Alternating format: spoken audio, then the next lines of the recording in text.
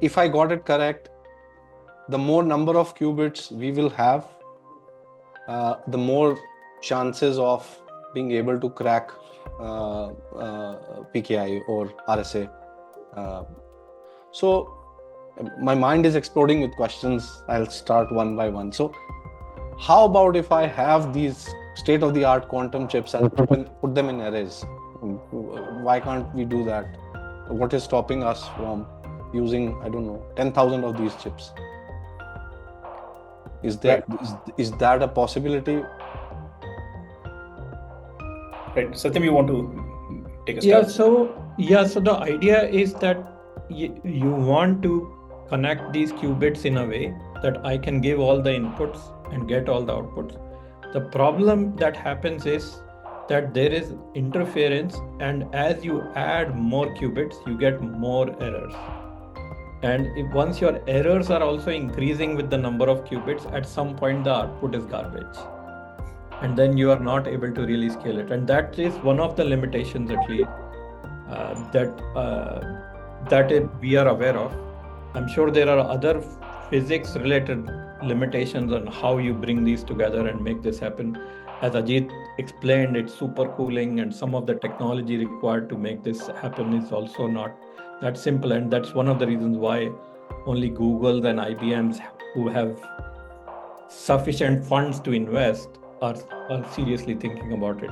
It's still a far way that you and I will have quantum chips in our phones or something to be able to do something meaningful with them.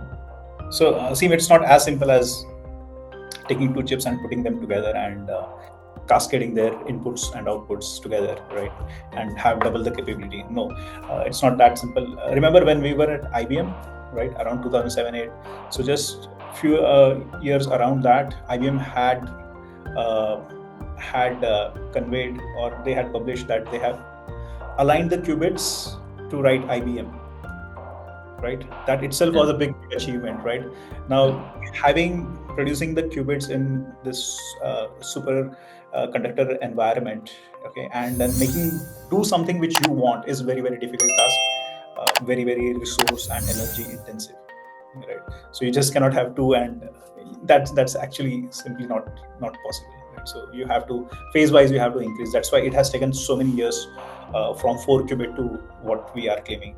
Okay. Subsequently, it will be faster, but it's not as simple as 2 plus 2 is 4, right? And Satyam has very well told that there are issues with the phases, etc. There are errors which we have to deal with. Yeah. Okay. So I keep hearing, and I think you also mentioned that theoretically it is possible, but practically it is not. So when you say theoretically it's possible, you're referring to the maths. But yes, making it possible on the qubits, we don't have that kind of computation, right? Or that many number of qubits on a chip. Is that correct, or? That is exactly right. So as we are looking at algorithms, obviously we have algorithms that work in the classical sense. For example, for factorization, we have sieve-based algorithms which are very, very fast. But those may not be scalable by quantum computers. So we come up with newer algorithms, and we were taking example of Shor's in the example we showed of factorizing 35. When we take something like Shor's algorithm, it's a mapping of the factorization problem to the period finding problem.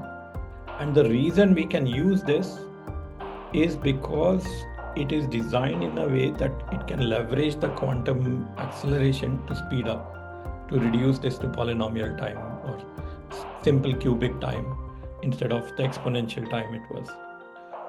So today we have looked at some problems and designed these algorithms which work. So for the specific problem of factorization, it is possible. What may happen in the future, even on the math side, that we may be able to map other problems, find new algorithms that can leverage the quantum chips and leverage that acceleration. So we have some examples today, but once this becomes practical, we may even get more of these People will work on it and obviously grow the field as it becomes practical. But you are exactly right. It is today not very practical to solve at least larger problems yet without having a larger qubit quantum computer.